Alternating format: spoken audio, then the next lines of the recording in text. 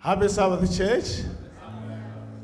God is good all the time. Amazing grace. Amazing grace. God is good. We have come this far because of God's grace. We thank God that He has allowed us that we can gather today in this sanctuary to worship God and also to praise His name for what He has done. I want to thank God because He has seen us through. Without His power, without His providential care, there was nothing that we could have done. But God has led us from the beginning, and we believe He will do it again. Amen? I want to thank in a very special way all the people that have taken part in this divine service, the story, offerings, prayers, and even the congregation for coming here to worship today. I know it's a wonderful stuff that most of us here, after missing each other for some time, we had our youth who went out there. We thank God that their trip was successful. What do we say? Amen. And also we had our graduation. I know downstairs I'll have time to say a word, but let me just thank you all for the support, for the messages, and for the encouragement that you gave to our family. May God bless you. We love you and we cherish you. We are here, we are safe. We know our parents, our family is far back in Malawi, but we have a family over here. God is good. So when I say God is good, I really mean it, because He has given us a family right here in America. Imagine being in America without anybody around you from Malawi. How does it feel? For us here, sometimes we don't know that it's a blessing. But I want to tell you, having Malawians, having people around who know you, people who can knock at your door, people who can talk to you in your language, and you can share things without any fear, that is a blessing. Amen. Looking at the time, it's almost 12:30. Let me just delve into the presentation today. The topic of our sermon is entitled, God is not done with you yet. It's a process. God is not done with you. It's a process. Let's pray. Our gracious and loving Father who art in heaven, time has come, this solemn hour, where we need to break the bread of life. Lord, all the time that I stand and I preach, I always tremble, because this is a time between life and death. Lord, it would have been good for you to come and talk to thy people. But you have allowed me, a manservant, to stand on your behalf, to preach this gospel. I'm not ashamed, Lord, to preach this gospel, because you died on the cross and you made us worthy. You made us your instruments.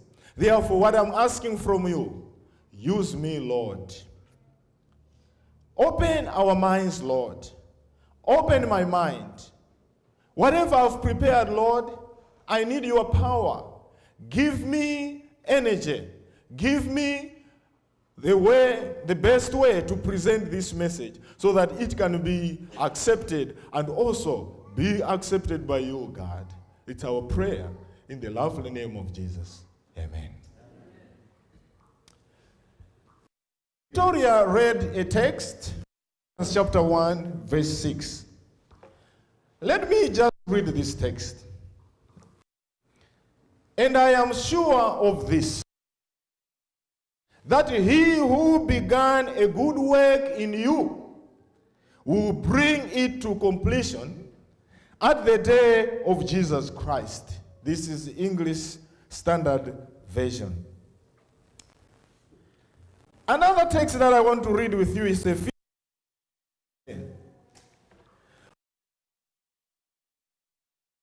He has created us anew in Christ Jesus, so we can do the good things he planned for us long ago.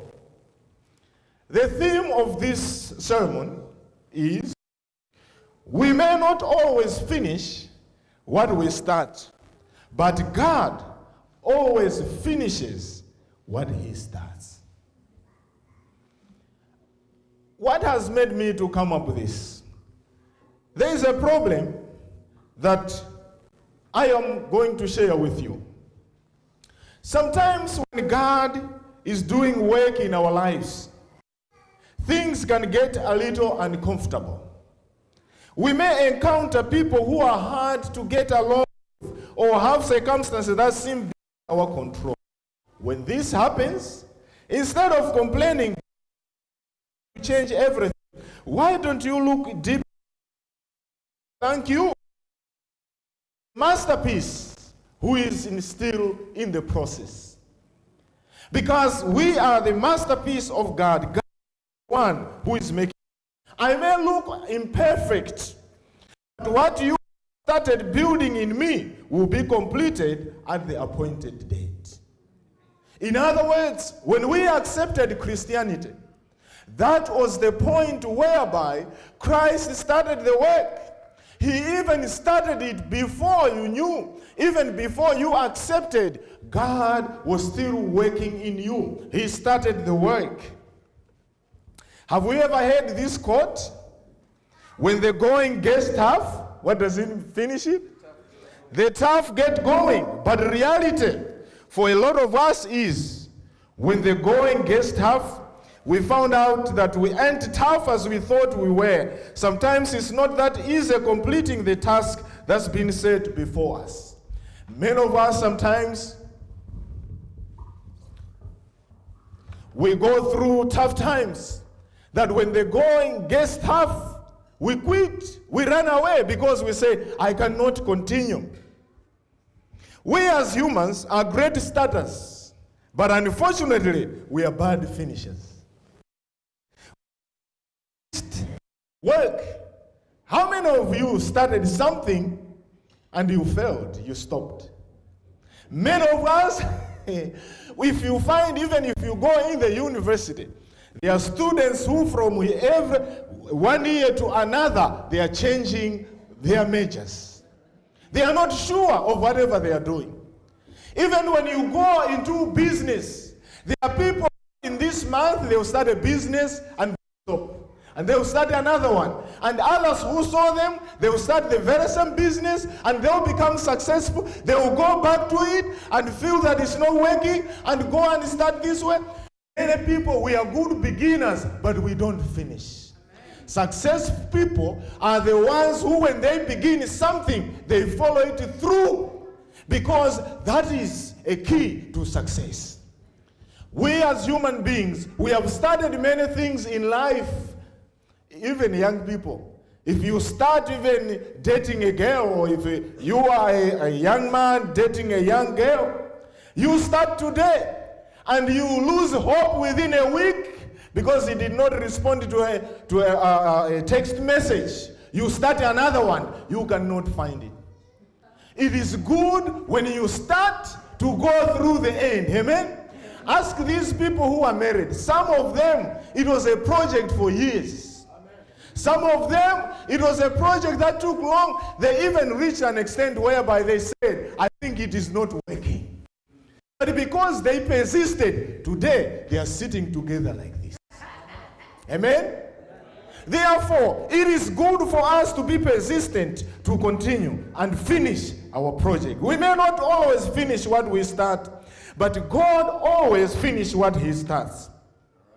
God does not create a bird and give him a half wing. He created an unfinished, or created a flower that he will not finish. Whatever he starts creating, he will finish it. He's still working on me. Therefore, that's the reason why on Philippians chapter 1, verse 6, we find that Paul started a church in his second missionary journey, which, if you read Acts chapter 16, you will find that he had a dream. You know, the way the church in Philippi, Macedonia started, it is very interesting because it started in a very interesting way. Paul had a dream. He saw a man from Macedonia calling him, come to our place and preach to us. And Paul responded to the dream. He went there. That was a place where Lydia and the jailer were converted. It was a place where he was scourged. He was taken into jail. He had a lot of persecution. But one thing that we see from this chapter is that Paul loved the people in Macedonia, especially in the city of Philippi. And while he was there, the church started. It was a young church. It was a new church that was developing. Therefore, this time around when he is writing, it is 11 years after. Right now, he's in Rome, his trial. And he remembers his church because he has so much love with this. He writes to them, thanking them because of their faithfulness. Then on verse 6, Paul shares with them the good news that God is still working on them. They may be struggling. They may be meeting their challenges in their spiritual journey. But he is encouraging them that God is still working on them. Isn't it good to know that God isn't finished with us yet? Because it's a process. You know, sometimes we are very quick to judge without knowing that whatever we are judging, God is still working on it. Have we ever given up on someone only to discover later on that God was not finished with them yet? If so, what did that teach you? If so, what responsibility that it gave you? What was the responsibility that you learned from that experience? Many times we have given up and say, oh, this person cannot change, or this situation will never change. But I want to tell you, what God has started, He will finish it. Amen? So the Bible says when Jesus starts working in your life, He will complete what He started, in spite of hang-ups or faults or even some things that may come around. But God has a goal to finish whatever He has started in us. We are God's work in progress. We are God's work in progress. Paul once described the process of growth in his own life in these words: not that I've already obtained it or have become perfect, but I press on, that I may be laid hold of that for which I was so laid hold of by Jesus Christ. That's Philippians chapter 3. In other words, Paul is saying, I haven't reached that goal, but I'm pressing on. You know, sometimes we lose hope. You have been a Christian for a long time, and you find you are still struggling, and you ask yourself, am I a true Christian? Paul was one of them who was very strong in preaching the gospel, but he knew that he was struggling. But he said, I'm still pressing on. In other words, we shouldn't quit because God has started a business in us and He's still working on us. No one can dictate because God is the one who is working on us. I am a work in progress. God is not done with me yet. For sure, God is not finished with you and me. For that I am thankful, since I really don't want to be left out. He has done great things in helping me overcome temptations or overcome difficult circumstances that I did not have answers. I'm thankful that He is still working with me up to the same hour. Common human problems. You know, sometimes we let past the faith that you are standing before God. Stop, rejoice today that we are being made more Jesus. We just need to invite His invitation. Because sometimes we stop and say, oh my God, I'm not pushing anywhere. It looks like I'm just on the same place. But you have to know, I'm still being molded and shaped and conformed to Jesus' likeness. Amen. Therefore, each and every day, God as a potter, as you read in Jeremiah chapter 18, verse 1 and 4, God is a potter who has clay. And He is working on us. Amen. He is working on us. We may look shabby. We may not look perfect. But God has a picture at the end. I remember I bought a car a long time back. That car was not looking good. So I took it to people who were doing panel beating.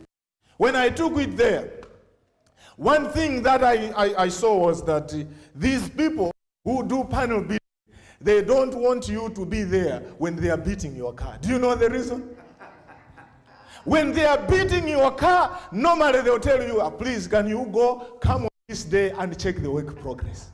Because when they are doing their hammers, and when they are beating your car, and if you are there, your heart will be jumping. Because it's like they are just trying to break it apart. My brother was a tailor. You know, sometimes if you go to buy a very expensive cloth, and you bring it to a tailor, takes all the measurements, and is starting to cut it. You know, some other people, like they are cutting their heart, because they are just looking at the tailor. Anytime you say, it's like, that's the reason most of the times tailors will tell you, once you leave your cloth, come, it will be red on this day. Because sometimes when work is in progress, it doesn't look promising. Therefore, I remember this vehicle. There was a time that they told me that it would be done within 2 weeks. I was busy working and I needed the car.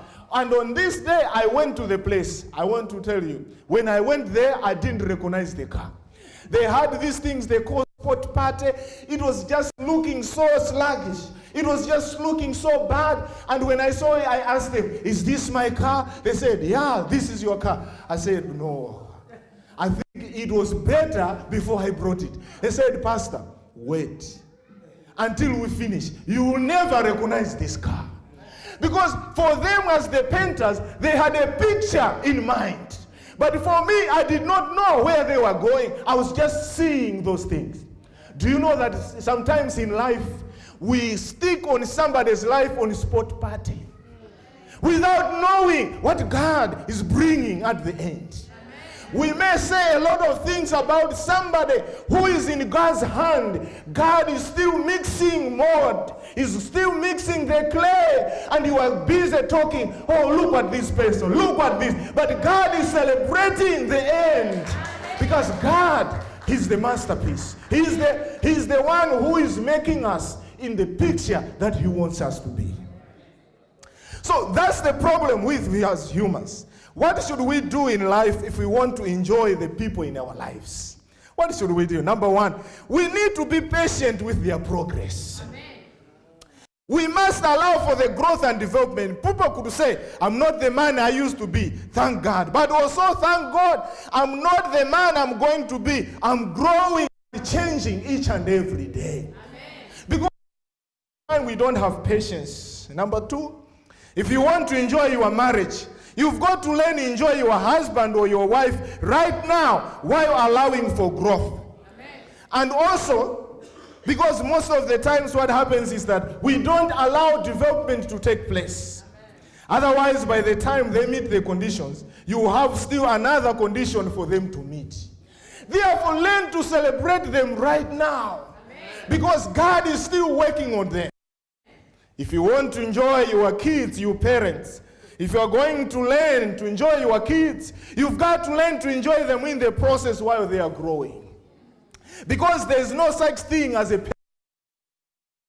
Some of us were looking for perfect kids. Maybe we have this, then we say, oh, this kid is bad, let me have another one. Maybe I have another one. There's no perfect kid, much as there's no perfect adults. We have all of us, we have sinned. We are sinful before God. And God is working on us. Mistakes that people make towards others.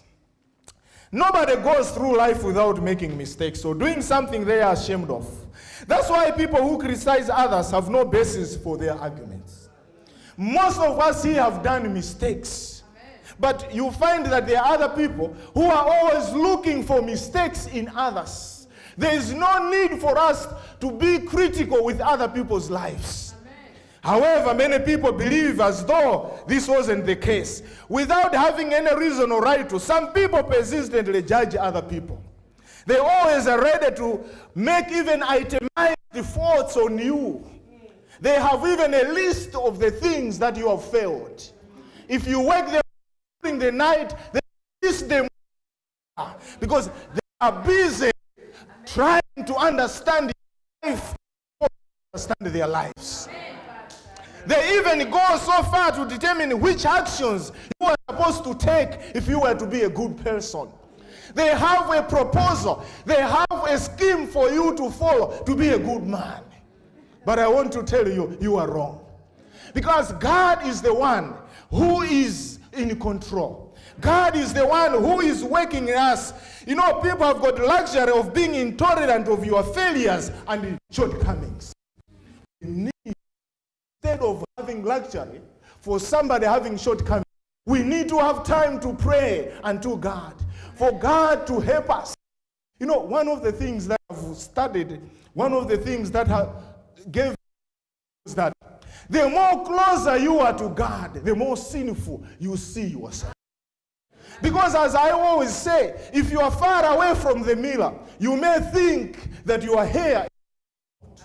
But if you come closer to the mirror, that's when you discover that, oh, my hair is not good, it's not in shape. Amen. Therefore, if you find yourself most of the time looking critically at other people's life, just know you are standing far away from the mirror, which is Jesus Christ. Because the more you come to Jesus Christ, you'll be saying, Lord, I'm a sinner, I need your grace. Amen. This is the gospel.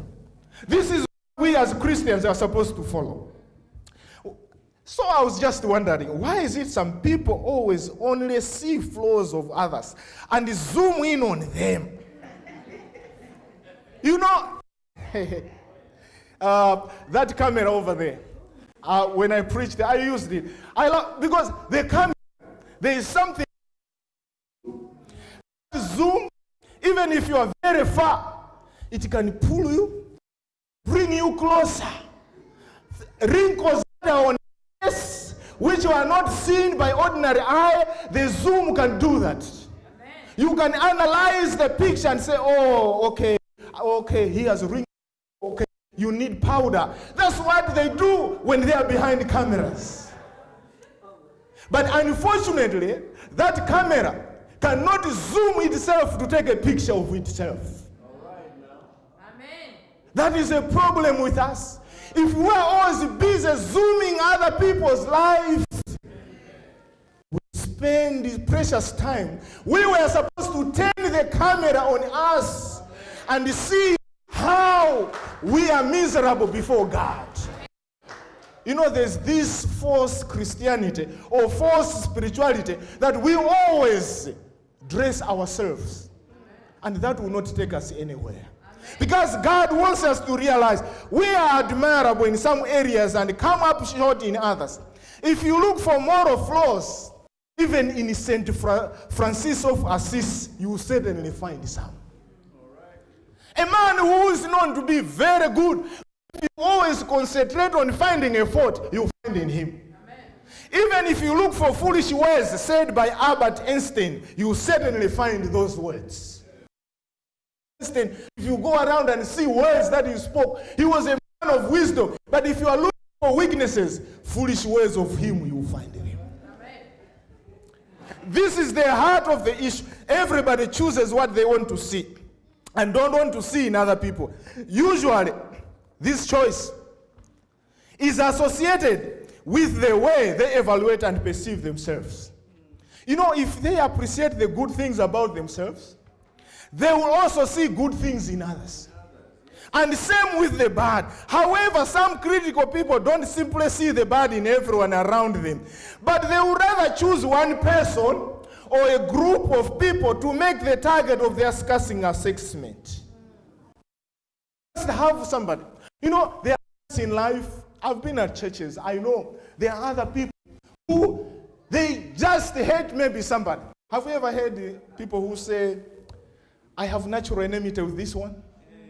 I don't know, but I just hate him. And they keep telling people, I know it's not good to say it, but I just don't love him.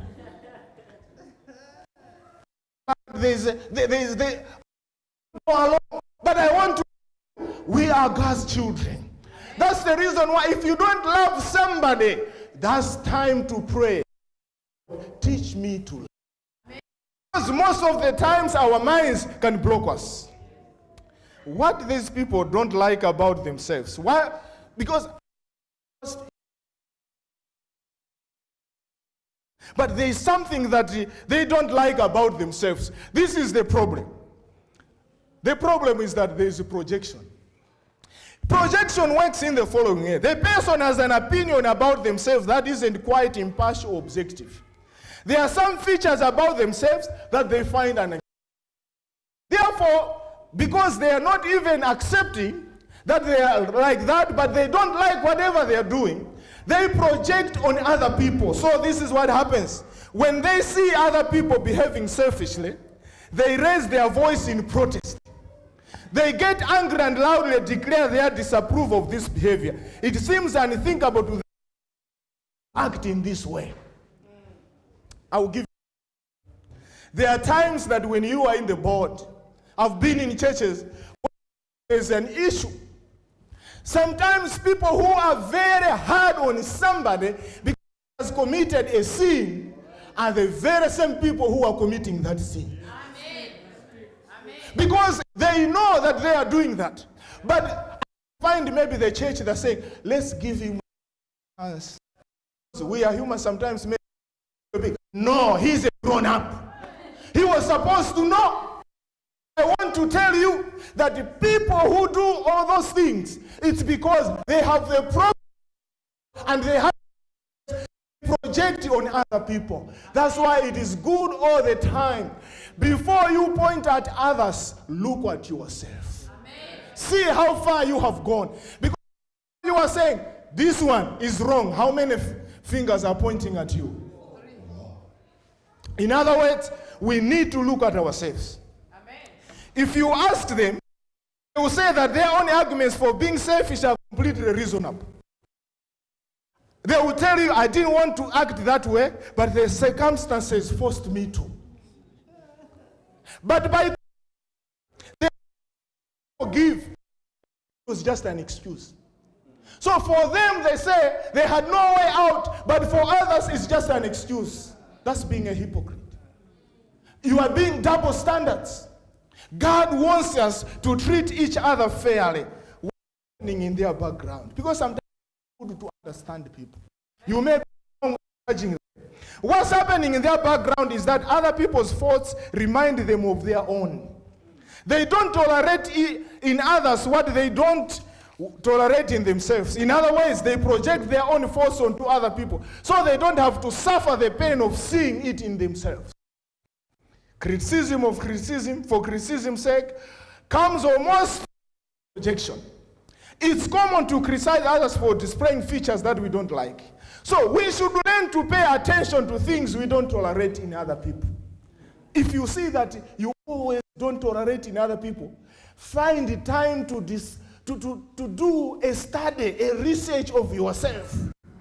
And you know, why do I hate this thing so much? It may be telling you that you have a problem in that area. Admitted unto. Amen. We should always we probably, maybe there's an interest, or it's more direct of ourselves than other people. Likewise, when we are criticized, we should take it for a grain of salt. We should think about why that person chose to focus on that particular negative aspect of ourselves. We will likely come to the conclusion that their criticism is actually addressing their problem. Therefore, if some people are criticizing you, you have also a duty to pray for them. Because it is telling you they may be struggling with the same problem that they are seeing in you. Amen.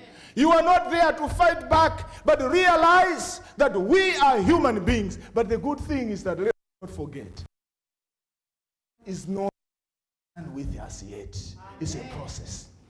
Therefore, the saints are just sinners who fall down and get back and keep on pressing towards the mark. When we are Christians, we are not promised that we will go just a smooth highway. There will be some other other ditches where we may fall. Christian, when you are fallen, I remember a story in Malawi. Somebody was riding on his bicycle. So there was an accident that happened. He fell along between stores. So he was cycling and somebody hit him. Down. Please leave me here. The police should find me in this position that I'm in. And the people him cars coming, they will run over you. You know, back where when there's a vehicle back here, maybe with their lights, just over you. They say, I'll be here till the police, and the police, they'll be giving excuses. We have no gas. People will run over you. That's what am I trying to say? When you there are people, because people what? Run over you, and you'll be dead. But when you rise up, because you are God's child. Amen. God is busy working on you. Amen. Don't lose hope. If you see in the Bible, you'll be surprised. You know, King David fell from greatness, even to the point of murder to get what he wanted. He had to kill a man because he wanted to murder this woman, Bathsheba. Ended up plotting murder for this guy.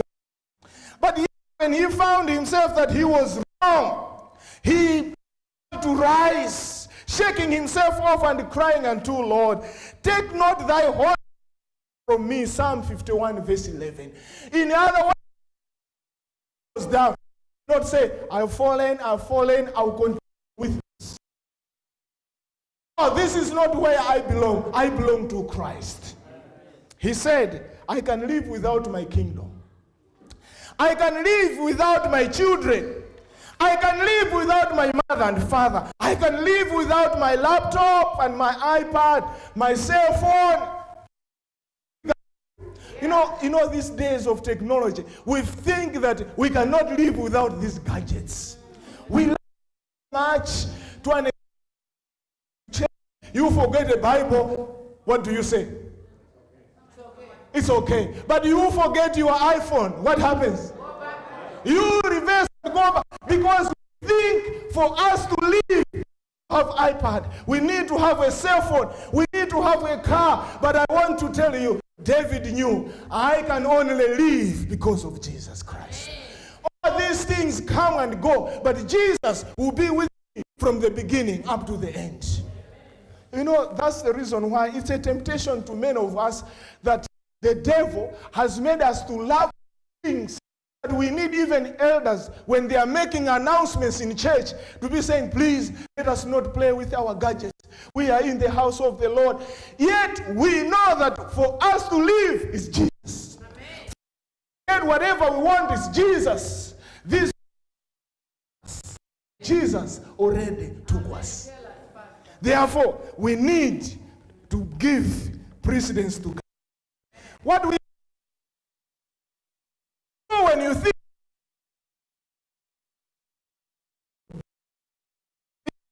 he comes and says, look, and it doesn't. Jesus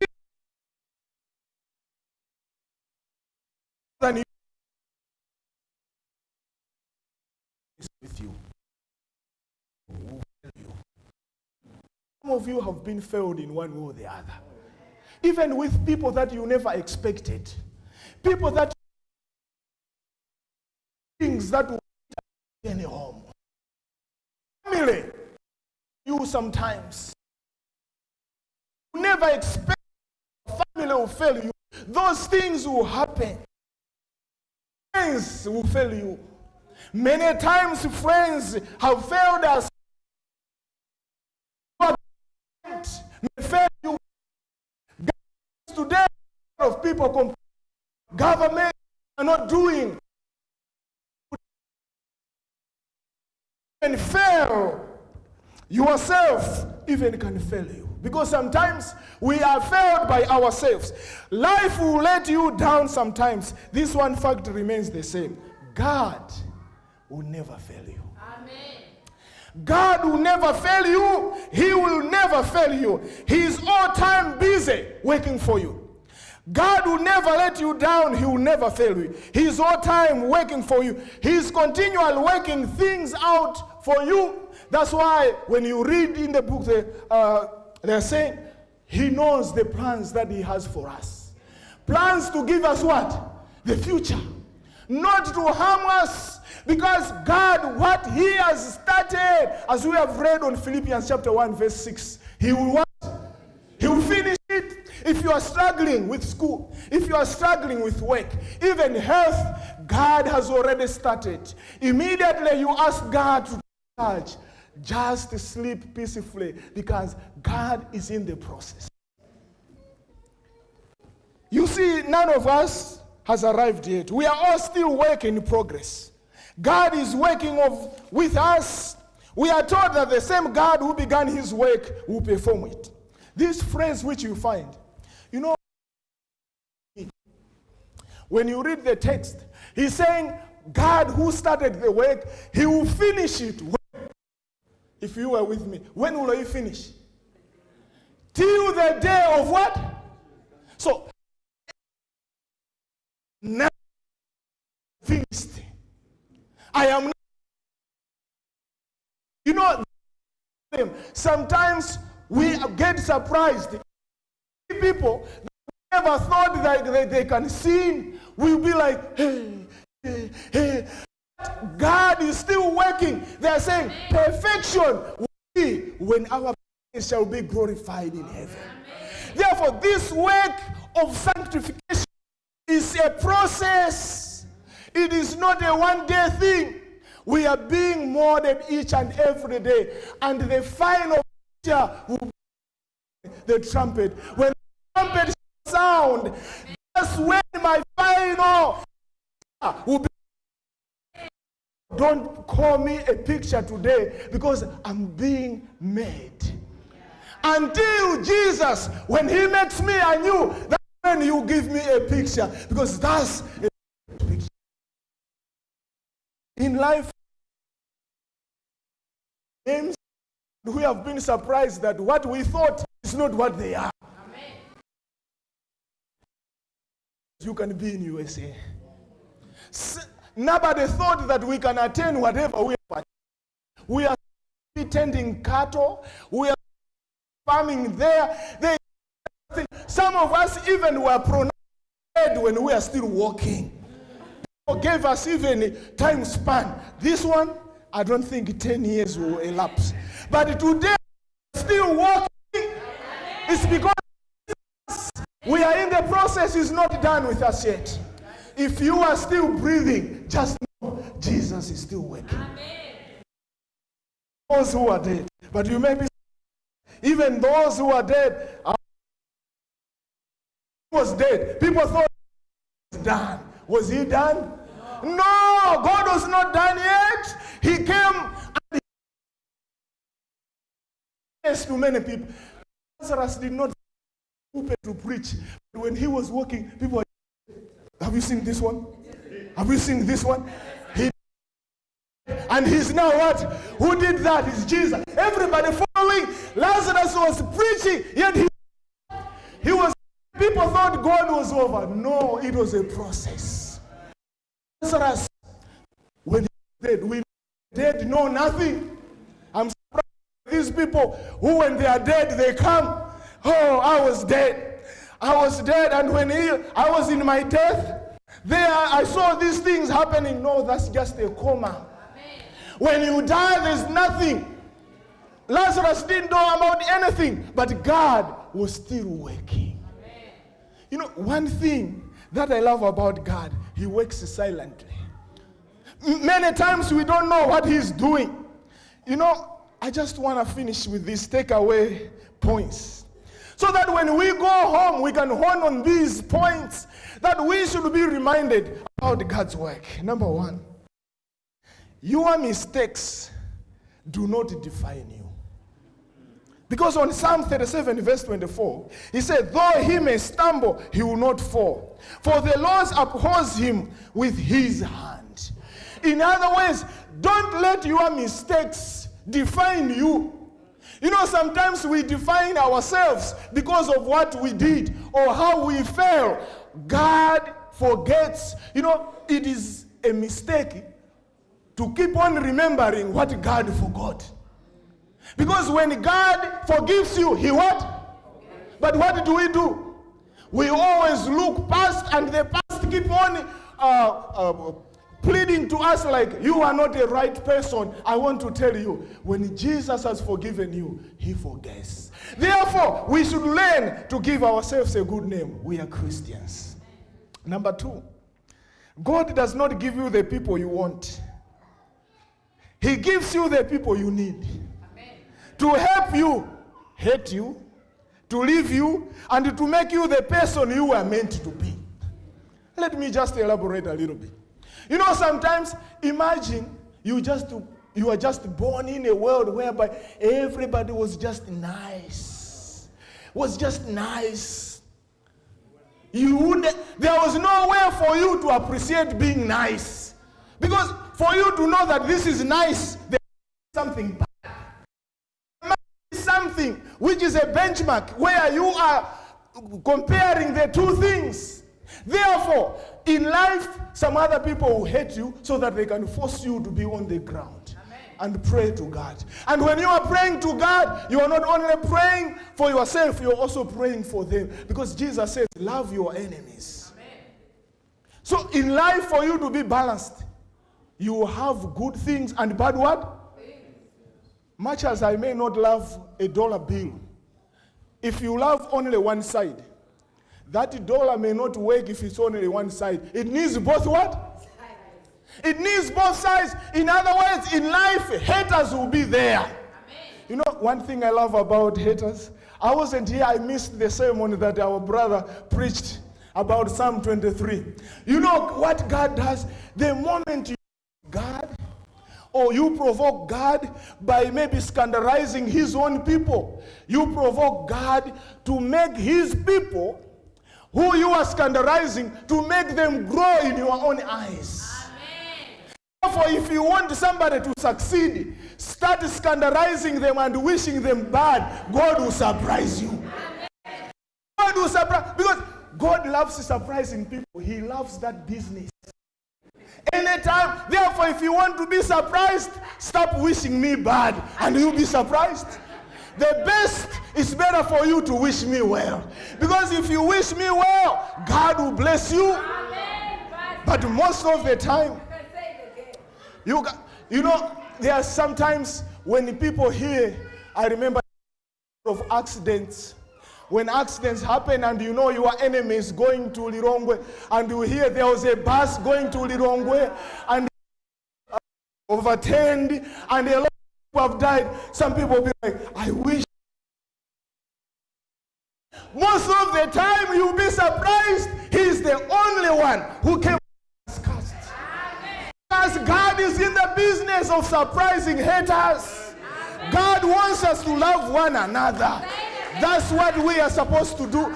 Therefore, it is God who wants us to be like that. Number 3, be what God wants you to be, not what others want to see. Amen. You know, most of us, we are people pleasers. We want to do what people want to see in us. Be who you are. Amen. You are even fool others. Me and Jesus are majority.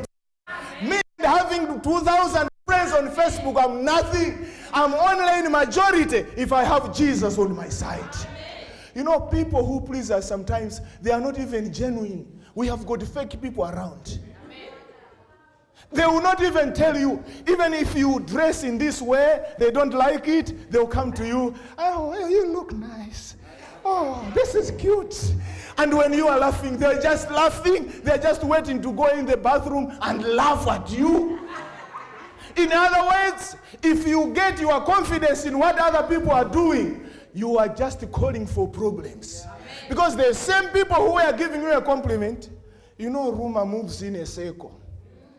I don't know why people don't know that if you rumor will still move around. Rumor does not stop. It is something magnetic. The moment you share with this one, You give them that age to go and say this way, and it is moving, it will come back. The best way to kill rumor is just to shut them up. Amen. But most of us, we entertain it. There are some people, them with the news, they will not even respond. They will be busy on their phone. Just because they are motivated by such kind of news. The good news you are talking about is school or this, it wasn't enough, but they are just waiting for that to feed their insecurity that is in there. Amen. God have mercy on us. Amen. Because as Christians, we are supposed to love one another. Amen. Number 4, when you are through something hard and you wonder where God is, remember the teacher is always quiet during the test. Amen. How many of you? Did you hear what I said? Have we ever seen a teacher being mouthy when you are taking a test? A teacher is quiet when you are writing a test, because that is the time for him to see if he has done good work, and he is waiting for you to reproduce. For when God is silent, he is a teacher, because he knows he has already taught you those things. So you may be saying, God is silent. No, you are taking a test. As we as Christians, as we are in this process, we'll be taking tests. And those tests, that's why the Bible says, he will not give you a test that you cannot pass. Amen. I have seen teachers, I don't want to mention their names, they'll come in class and they'll tell you, no one will get an A in my course. Even when I did this course, I didn't get an A. They have already pushed to the highest can get maybe a B. That will be by God's grace. And you're already starting with a teacher who has put a benchmark that you cannot even go. But I want to tell you, God says that he will not allow you to be tempted beyond what you cannot stand. In other words, when you are tempted, don't out, because God has given you a test which he has answers with you already. Amen. Number 5, God will sometimes wreck your plans. And when he see that your plans are about to wreck you, sometimes God will foil your good plans that you had, because he has seen as the one who is making you, he has foreseen what will happen, so he can wreck your plans. So some of us, maybe if we did what we were doing, we were not supposed to be here. Somewhere, somehow, plans foiled up and found ourselves here. What do we say? Some of us are promised by a potential wife, but things just foiled. We blamed God. Hey. You didn't know. Maybe she was a wizard. Maybe she was a witch. God foiled the plans. That's why I always tell ladies, if you get a rebuff, or young men, because some men, when they get a rebuff, they want to even to hang themselves. Why should you hang yourself? Because maybe that was not the plan that God wanted. Sometimes we are selfish. We just want to have things. But God knows, no. Let me wreck this plan. Because if this one ends up marrying this one, he will end up committing suicide. Therefore, sometimes have time to thank God. Lord, thank you I failed to have such a thing. Never blame God for things you didn't do or they didn't work out, because he was working on you. It's a process. It's a process. If you are not dead, God is not done. It is yet to come. Just keep on holding like Paul. God is done with us. He has planned for every single child of faith. His plan don't change because of our circumstances. Crystal McDonald said that. He is still working on. His plans will not change. Great things are being done. Give opportunity to God to finish what he has started, because it will be worth it. I didn't say about that vehicle. When I saw that car, because they were taking too long and I needed that vehicle, I remember going to take, because it was working. Mechanically, it was fit. I went there And I took the vehicle because I had a trip for me to hire a vehicle. It was expensive. I drove the car which was not finished. It looked so bad. But one thing, the one who was doing it kept on calling, please, Pastor, we don't feel good that we gave you a car which is not finished. Please, can you bring it back? I was like, you guys, no, you have taken too long. I kept on using it. But I had to give them an opportunity to go and what? Finish it. Then I took it, finally they finished it. What am I saying? Sometimes we give ourselves to God and God is molding us. And because we are impatient, we sometimes say, God, leave me. I want to enjoy the drive. Then you go there and people are just like, what is happening? What is happening? And God is saying, please give me an opportunity to finish what I started. Because God respects our choices. Therefore, he cannot continue when you are refusing. Therefore, what we need is to say, God, finish me. Amen. Once you let him finish you, let him be on the driving seat because he's there to finish what he has started. Last but one, never say God cannot use you because of some flaws or shortfalls that you have. Remember, you cannot seriously say God can't use anybody. I want you, as I go to finish, I want us to engage. I want us to talk. I will be saying, I want you, when I ask you the question, I say why, you should answer and say, God was not done yet. It's a process. Can we rehearse that? When I say why, what do you say? It was a process. Are we ready? You know, you cannot say that God has done with this person. Let me share with you Noah. You know, when you look at Noah drank. He became drunk to an extent that what happened was shameful before everybody, but God still used him. Why? It was a process, amen. Isaac, because he was a daydreamer, who even made a confusion, who was even confused, he blessed somebody who was not supposed to bless.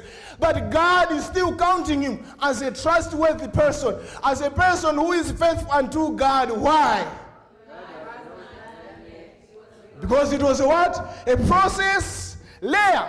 You know, Leah, if you look at Leah, some of you are very good at knowing who is beautiful or ugly. Leah, her definition was ugly. But you know one thing, that God was not done with her. She gave good children. She gave birth to children. God still used Leah despite of her beauty. Despite of her ugliness, God still used her. Why? It was a process. It was a process. God was still working with her. You know, there are some people who walk around, oh, I'm ugly. I'm ugly. I'm ugly. They ask them, oh, can you stand at church? Oh, I can't stand in front of people. I don't look nice. I want to tell you, don't define yourself by how you look. You are beautiful before the eyes of God. I used to tell young people that when you are still thinking that you are ugly, there is another boy who is failing to sleep because of you. He is always looking for an opportunity. You are complaining, I'm ugly. Yet this man has taken you pictures you don't know and is showing people, this is my hope. This is my hope. And you are still saying you are ugly. You are not ugly. You are beautiful before God. How many of you have seen flowers that look the same color? Flowers look differently. That's why when you go in the bush, you find this one saying, oh, these flowers, and you'll be like, oh, no. And you find the other flowers, oh, these are beautiful. If all of us had the same eyes, we would have been fighting for one person. That's the reason why God solved it. That we shouldn't have the same perception. We should be different. It's beautiful. It's just the way you are. Because you are the process. It's a process. Never give up. You know, I can talk about Samson. Samson had long hair, and he was a womanizer. Every city he went, he had girlfriends, And many people can say God cannot use him. But God used even until the last time when he was about to die. He prayed unto God, and his death, they say, more enemies were dead, even more than he killed when he was okay. Why did God do that? Because it was a what? He was not done with him yet. It was a process. What about Jonah? Jonah ran away. God told him, go this way, but he chose this way. And even when he was there preaching, he was not even into the message, but God still used him. Why? Because God was not done with him. It was what? A process. You find that Jonah, he says more than Jonah is here. If you look at the disciples, you find that disciples, each one of them had flaws. No one is perfect. But God still used them. You can even go to Paul. Paul was a powerful missionary who went everywhere preaching the gospel. But he had on his weakness, because other people, they would be like, Paul was too religious for God to use him. But God used him. That's the reason why you find that he was successful. What about Peter? Because he denied Jesus Christ. Many people may say, God cannot use Peter, but God used Peter mightily. Why? God was not done yet. It was a process. What about Joseph? He was abused. He was abused. That no, God cannot do anything with him. But finally things changed. Joseph was the one who helped his brothers. And God used him. Why? It was a process for him to go through that abuse and find himself. You know, sometimes you have to be abused for you to think twice. Amen. If Joseph was in conflict, there's no way he would have found himself in that position in Pharaoh's parliament or in Pharaoh's government, because he was abused. Some people may think, no, that was over. I can talk about many people. Let me say, finally, you and I, are we still struggling? Is there anybody here who feels like, I think for me, I'm over. I don't struggle. Everything is just what? Perfect. I don't sin. I am just okay. I have no issues. Just good. Everything is just okay. Is there anybody here? We are struggling. Of us are struggling with different sins we cannot mention. But God knows us. Don't quit, my brothers and sisters. Because as we have seen, God has used the people with flaws that people were able to see, but because he was in the process, he has a picture that this one is beyond till Jesus comes. Amen. Therefore, when you are here, you are struggling with sin, it is not a good reason to say, I'm not going to church, I'll just quit. Continue trying. Amen. It's a process. One day it shall be over, and Jesus will appear in the clouds. And that will be the completion of. This is my prayer. That God should help me. I'm not encouraging, let me put this disclaimer. I'm not encouraging for us to be comfortable when we are sinning. But what I'm trying to tell you is that when we are still, even with good faith, trying to please God, we will still stumble and fall. But there is hope that Jesus is not done with us. He is waiting for you and me. It is my prayer that I come closer to God. And may God be with you. May God help you. Turn to your brother or sister and just tell them, my brother, God is not done with you yet. It's a process. Or tell whatever you are, whether it's your wife or your wife, just tell them and say, whether my spouse or my wife, or you call them names, you can call them their name. Amen? May God be with you, and may God be praised. To him be the glory forever and ever. Amen.